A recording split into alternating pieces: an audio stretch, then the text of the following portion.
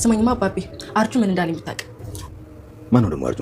እዚህ ታች ሰፈር የሆነ ጅላንፎ እብድ የመሰለ ሰው ያለ ብታይ በኤቪ ፎንቃ የሌለ ፊቱ ጭምድ ብሎላል። ምን ማለት ነው እሱ? ዳጣ ቆይ እና ምን ብሎሽ ነው? ምን አለኝ መሰለ አባቢ አንቺና ዳጣ በጣም ነው የምትመሳሰሉት አለ። ቆይ አሁን እኔና እሷ ምናችን ነው የሚመሳሰለው አባቢ?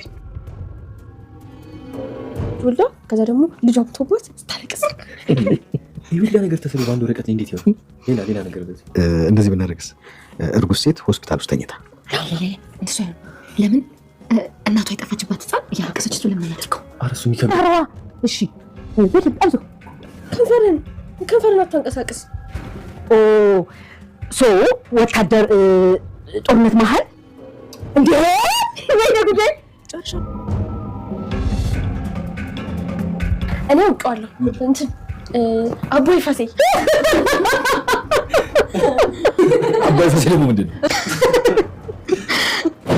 ቤተሰብ ነስቲ ቁጭ በይ። ለምንድን ነው ቆይ እንደዚህ ያጨናነቃችሁ እንዴ? ለምን እኔ ሳዝሽ መታዘዝ የለብሽም እንዴ? እንዴ ሰላም የምን ሆነሽ ነው? ፊትሽ እኮ ያስፈራል። ይኸውልሽ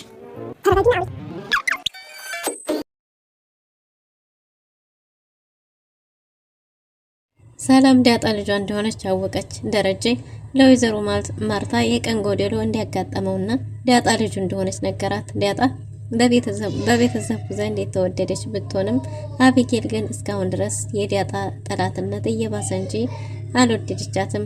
ዳጣ ግን ለአቢጌል ስትል በጣም ብዙ መስዋዕቶችን ከፍላለች። ቢሆንም ግን አቢጌል አሁን ደግሞ በመልክ ትመሳሰላላችሁ ተባልን። እንዴት ነው እኔና እሷ የምንመሳሰለው የሚል ጥያቄ ቤት ይዛ መጣለች። ዳጣ ይህንን ሀሳብ ለማስቀየር ስትል ለምን ጌም አንጫወትም ብላ አዲስ የጌም ጨዋታ አምጥተዋል።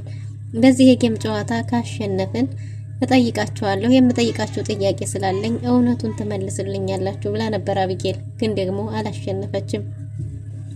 ሰላም ውድና የተወደዳችሁ ውድ ቤተሰቦች እንደምን አላችሁ? በያላችሁበት የዓለም ዳርቻ ሰላማችሁ በዘት ተረፍ ይበል እያልን በአዲስ መተናል። በቅንነት ላይክ፣ ሼር፣ ሰብስክራይብ እያደረጋችሁ ቤተሰብ አድርጉን።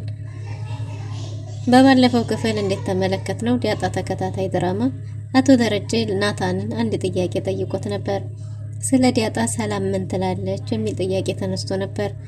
እናም ናታንም ለደረጀ ሰላም ስለ ዳጣ ማወቅ ትፈልጋለች። ዳጣ ቀልደኛ ተጫዋች እንጂ ቁም ነገር ያላት አትመስላትም። እናም የት እንዴት ተወለደች፣ ስለተወለደችበት አካባቢ፣ ስለ ቤተሰቧ ብዙ ነገር ሰላም ማወቅ ትፈልጋለች እና ጠይቃትም ትለኛለች ባለ ጊዜ አውቃታለች ማለት ነው ብሎ ነበር አቶ ደረጀ። ይህም ባለበት ጊዜ እንዴ ማናት ምንድነው ያወቀቻት ሲልም ናታን ሲጠይቅ አቶ ደረጀ ቶሎ ብሎ ከመኪና ላይ ወርዷል። ከመኪናው ወርዶ ራሱን አረጋግቶ ከተመለሰ በኋላ ማንን ነው ምንድነው ያወቀቻት እያለ ነበር። ግን ደግሞ አቶ ደረጀ ይህን ጥያቄ አልመለሰም። ቤተሰቡ ቤት ውስጥ ሰብሰብ ብለው ቁጭ ብለዋል። ቤተሰቡ ሰብሰብ ብሎ ቁጭ ባለበት እየተጫወቱ ደስ የሚል ሞቅ ያለ የቤተሰብ ጨዋታ ነበር። ዳጣስ እንደ ዳቦ አምሮኛል ብላ ስለነበረ በይ እስከምጠግቢ ብዬ ብላ ወይዘሮ ማርታ አቅርባላታለች። እንዴ ስደ ዳቦ እንዲህ ነው እንደሚጋገረው ባለች ጊዜ ስጠግብ አይ እስቲ እንግዲህ አዲስ አሰራር ካለው አንቺ አሳየን እያሏት ብቻ ደስ የሚል ስብስብ ነበረ። ሰላም እርግዝናው ቀኑ እየገፋ በመጣ ቁጥር ድካም እያላት ነው እና ናታን ክፍል ገብታ አረፍ ብላለች። ናታንም ለሰላም ዳጣ እኮ ነገረችኝ፣ ዳጣ ብዙ የደበቀችን ነገር አለ፣ ስለተወለደችበት ስለ እድገቷ ነግራኛለች እያላት ነበር። እና እሷም ግን የዳጣ ነገር አይገርምም፣ አበጌል እንደዛ እየጠላቻትና እንደዛ እያረገቻት እሷን ተከትላ የወጣችው አይገርምህም እያለችው ነበር። እሱም እኮ እኔም በጣም ነው የሚገርመው አበጌል እኮ ይሄን ሁሉ ተንኮል የሰራችው ዳጣን ከዚህ ቤት ለማስወጣት ነው። ግን ደግሞ ዳጣ እሷን ለመጠበቅ በጨለማ ራሷን አሳልፋ ሰጥታ ለአደጋ እሷን ተከትላ ወጣች እያላት ነበር። እናም ይችን የመሰለች ልጅ እንዳታመልጥህ እያለች ነው ሰላም እንዲህ ባለችው ጊዜ እኔ ወንድ ብሆን ኖሮ አሳይህ ነበር እያለችው ነበር። ናታንም ዳጣ ከሌላ ወንድ ጋር በጭራሽ አታረገውም እያላት ነበር። እንዴት ነው የማታረገው? ታረገው እያሉ እየተቀላለዱ ሳለ ዳጣ እኮ የት እንደተወለደችና ስለ ቤተሰቦቿ ነገረችኝ ብሏታል ሰላም። ምን እያለችው ነበር? ግን ስለ ዳጣ እንደዚህ አብዝተሽ ተጨንቀሽ መጠየቅ የፈለግሽው ለምንድን ነው? የሆነ ነገር ያለሽ ይመስላል። በጉጉት የጠበቅሽው ስለምንድን ነው ባለች ጊዜ በቃ አትንገረኝ፣ እኔ ለምን ያጓጓኛል እያለችው ነበር። እሱም ማለቴ እንደዛ አብዝተሽ ስለሷ መጨነቅና ማወቅ የፈለግሽው ለምንድን ነው ብዬ ነው። ወደዚህ ቤትም ያለ ምክንያት የመጣች አይመስለኝም። ዳጣ ብዙ ያልተፈታ እንቆቅልሽ የሆነ የህይወት ታሪክ አላት እያላት ነበር። እናም ያንን ሁሉ ነገር ሚስጥር አድርጋ ነው ወደዚህ ቤት የመጣችው እያላት ነበር። እናም ሁሉንም ነገር ነግራኛለች ሲላት እሺ ንገረኝ እያለችው ነበር። እናም እንግዲህ ስለ ዳጣ ሊነግራት እንደጀመረ ውሃ ተልካ እነ ናታንን ቶሎ ቤተሰቡ ጋር ተቀላቀሉ፣ እዛ ምን ታረጋላችሁ በይ ተብላ ውሃ ወደ ናታን ክፍል ተልካለች። ውሃ ወደ ናታን ክፍል በተላከችበት ጊዜ ኑ ቶሎ ተብላችኋል ብላ ተጣርታለች። እና ሰላምም ይሄን ነገር አረሳውም፣ አሁን ሄድና ስትመለስ አለቅህም እያለችው ነበር። ምንድነው ማረሽው እያለች ውሃም እየጠየቀች ነበር። እናም እንግዲህ ሰላምን ውሃ ልጃችን መቼ ነው የሚወለደው? ሆድሽ እኮ በጣም ተለቀ እያለቻት ነበር። ይወለዳል ብላ ሸኝታታለች። ውሃም እሺ ብላ ከናታን ጋር ሄዳለች። ውሃ ከናታን ጋር በሄደችበት ተሰባስበው እየተጫወቱ ሳለ አርጁን ዳጣ አንቺን ትመስላለች ብሎ አለኝ አባዬ ብላ ደረጃን ጠይቃለች። አቢጌል አርጁን ማን ነው ብሎ አቶ ደረጀ በጠየቀ ጊዜ አርጁን አንጅላጅል የሆነ ጅላጅል የአቢጌል አፍቃሪ ነው እናም ብላ ስትናገር እንዴት እንደዚህ አይነት ነገር ትናገሪያለሽ ብላ ወይዘሮ ማርታም ተቆጥታለች። አቢጌል አሁንም ለዳጣ ያላት ጥላቻ እንዳለ ነው። እናም ምን እናሷ ምናችን ነው የሚመሳሰለው የሚል ጥያቄ አምጥታለች። አቢጌል እንድትባል የፈለገችው አንቺ እና እሷ እንዴት ትመሳሰላላችሁ? አንቺ ቆንጆ ነሽ፣ እንደዛ እንድትባል የፈለገች ትመስላለች። ግን ደግሞ ይሄን ጨዋታ ለማስቀየር ለምን ጌም አንጫወትም ብላለች ዳጣ። ከዛ ምን አይነት ጌም ይሆን በተባለ ጊዜ በምልክት ሆኖ ስዕል መሳል የሚል ሀሳብ ውሃ አምጥታለች። በዚህም በስበሳቸው ግሩፕ መስርተዋል። ናታንና አቢጌል እንዲሁም ወይዘሮ ማርታ አንድ ላይ አቶ ደረጀ ሁለቱ ሴቶች ልጆች ይዞ የመጫወት ህግ ስምምነት ደርሰዋል። እሱም ደግሞ ለስዕሉ ወረቀት እንድታመጣ ውሃ ከናታን ክፍል ውሃ ወደ ክፍሏ ብትላክም ናታን ክፍል ሄዳ ሰላም ወረቀቱን እንድትሰጣት አድርጋለች። ሰላም በጉጉት ናታንን እየጠበቀች ነው። ወረቀቱን ይዛ ከመጣች በኋላ ሁላቸውም የየራሳቸውን ትዕዛዝ እንዲሰሩ ተደርጓል። የመጀመሪያውን በምልክት ያሳየው ናታን ቢሆንም አቢጌል ግን የሳለችው ስዕል የእሱ የተናገረውን መግለጽ አልቻለም እና ተሸንፈው ነበር። እናቶ ደረጀ ሊገምቱት አይችሉም የተባለው የቤት ስራ የተሰጣቸውን በስትክክል ሰርተው አሳይተዋል። እናም ቅጣት አለው ስለተባለ አቢጌል አቶ ደረጀን ለመጠየቅ በጉጉት ቋምጣ ነበር። የአቢጌል ተንኮል የነበረው ጌሙን ብታሸንፍ አቶ ደረጀን ስለ ዳጣ መጠየቅ፣ ዳጣንም ደግሞ ስለ ደረጀ ስለ ህይወቷ ለመጠየቅ ነበር። ደጋግማ ማንም ሰው ውሸት መናገር አይችልም፣ ትክክለኛውን ነገር እንድትነግሩኝ እፈልጋለሁ ብላ ነበር አቢጌል። ግን ደግሞ ሳይሳካ ቀርቶ አላሸነፈችም። በተሸነፉ ጊዜ ሁሉም ቤተሰብ ይቀጣል ሲባል አቢጌል እኔ አልቀጣም ብላለች። ወይዘሮ ማርታ መሸነፉን ተሸንፈናል፣ ስለተሸነፍት ደግሞ ቅጣት መቀበል ግዴታ ነው፣ ኃላፊነትን ከመወጣት አንዱ ነው ብላለች ወይዘሮ ማርታ። አቢጌል ግን በጭራሽ እኔ አልቀጣም፣ እኛም እኮ ስዕሉን ሰርተነው ነበር፣ ወታደሩን ሰርተን ነበር ብላለች። የኔ ቀጣፊ እኛ ተሸንፈናል፣ ስለተሸነፍን ቅጣታችንን መቀበል ይኖርብናል፣ ቅጣታችንን ተቀብለን ማረፍ ፈልጋለሁ እያለች ነበር። እናም እንግዲህ ቅጣቱ ግድ ነው፣ ህግ ነው። አቢጌልንም ሁላቸውንም እኔ ነኝ የምቀጣችሁ ብላለች ዳጣ። እናም አቶ ደረጀም እሺ ቅጫቸው ብሎ ኃላፊነቱን ሰጥቷታል።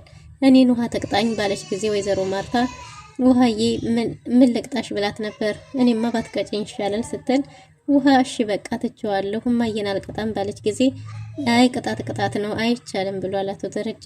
እናም በዚህን ጊዜ እሺ በቃ እኔ ልቅጣቸው ሁሉንም ብላ ነበር ዳጣ። አቶ ደረጀም እሺ ፈቅጄልሻለሁ ቅጫቸው ብሏል። አቢጌል በጭራሽ እኔን መቅጣታችን ብላለች። እና ወይዘሮ ማርታ ቅጣት ግድ ነው ትቀጫለሽ እያሏት ነው። ግን ደግሞ እሷ አሻፈረኝ እያለች ነው። የሰላምንና የወይዘሮ ማርታን አንዳንድ ቢጃማ ታጥቢያለሽ ብላት ነበር። እሷ ግን አላደርገውም ብላለች። ወይዘሮ ማርታ እንደውም ሙሉ የቤት ስራውን ነበር ማድረግ ያለብሽ ጎበዝ እያለቻት ነው። ሁለተኛ ናታን ደግሞ የእግር ውሃ ሙቆ ማርታንና አቶ ደረጀን እግራቸውን እንዲያጥብ ታዟል። እሱ ደግሞ በደስታ ቅጣቴን ተገብራለሁ ብሏል። በሌላ በኩል እንግዲህ ወይዘሮ ማርታስ ምን ትቀጣ የሚለው ነበር አስጨናቂው። ዳጣ ለሁሉም ሚዛናዊ የሆነ ቅጣት ነበር ያወጣችው። ወይዘሮ ማርታንም አቶ ደረጀን ደስ ያላት ቦታ ላይ እንድትስም ትእዛዝ ተሰጥቶ ነበር። ወይዘሮ ማርታ እንዴት አርጌ ነው ዝንጀሮ የመሰለ ሰው ምስመው እያለች ነበር። ግን ደግሞ ቅጣቴን እቀበላለሁ ብላ የባልና ሚስቱ ደስ የሚል የፍቅር ምሽት ነበራቸው።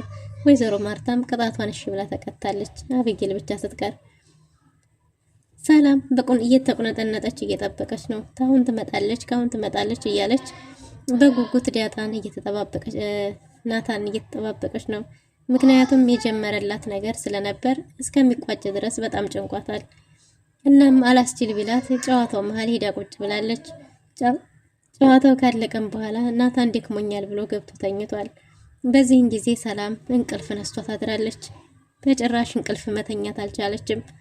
እናም ስትጠባበቅ ካደረች በኋላ በጧቱ መታ ትናንት የጀመርክልኝ ሳጨርስ ስላደርግ እንቅልፍ የሚባል አልወሰደኝም ብለዋለች። ናታንም ይህን ያህል እንቅልፍ የሚነሳሽ የዳጣ ነገር የዳጣ ጉዳይ ምን ቢሆን ነው አንቺን እንዲህ እንቅልፍ የነሳሽ እያላት ነበር። እሷም አንተ ራስህ አይደለህ እንደ ጀመርህልኝ ሳጨርስ ስትለውም የተኛኸው ስትለው እሱም እንደዚህ አጥብቀሽ የዳጣን ነገር ማወቅ መፈለግሽ የሆነ ነገር እንዳላችሁ ያስታውቃል ባለ ጊዜ ምን ሊኖረን ይችላል አንተ ራስህ አይደለህ እንደ ልንገርሽ ብለህ ምናምን ብላ ተቆጥታለች። ሰላም ሳታስበው ፊቷ እየተቀያየረ ነው። ናታንም ከዚህ በፊት ሰላም እንዲህ ስላልነበረች እርግዝና ይሆን እንዴ ብሎ ለመረዳት እየሞከረ ነው። ግን ደግሞ ሰላም በትንሽ በትልቁ መቆጣት ጀምራለች። ናታንም እሺ በቃ እነግርሻለሁ፣ እኔ እኮ እንደዛ ማለት ፈልጌ አይደለም እየቀለድኩ ነው ብሏል። እርግዝና ይሆን ሲላት አይ እርግዝናው አይደለም አንተ ነህ እያበሳጨኸኝ ያለኸው ስትለው እሺ በቃ ሰላም እየነግርሻለሁ ብሎ ዳጣ የዋሸችን ነገር አለ። ዳጣ አዲስ አበባ ነው የተወለድኩት ብላኛለች ሲላት እና ሲሳይም አባቱ አይደለም ማለት ነው ስትል እሱን እንዴት አወቅሽ እያላት ነበር።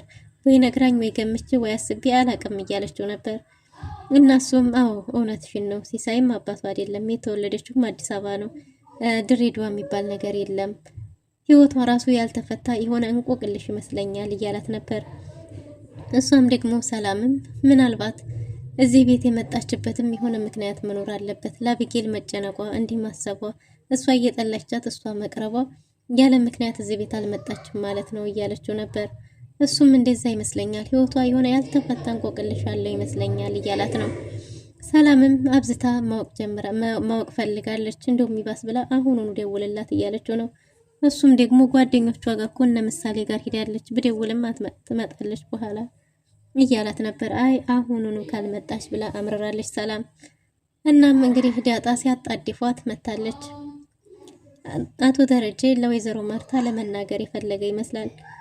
ውሃ መንገድ ላይ አርጁን አግኝቷት አርጁን የፍቅር ስጦታዬን ለአቢጌል ካልወሰድሽልኝ በስተቀር እኔ አልጋብዝሽም ብሏታል። እሷም ደግሞ ለአቢጌል ምንም አይነት ስጦታ አልወስድም፣ ትመታኛለች፣ ከሆነ ደግሞ የምትጋብዘኝ ከሆነ መጠንን ልጥራና እያለችው ነበር። እሱም ብር የለኝም ቢላትም እሺ በቃ ብላ ጥላው ስትሄድ እባክሽ ብሎ ከምጥን ጋር ሊጋብዛቸው ተስማምቷል።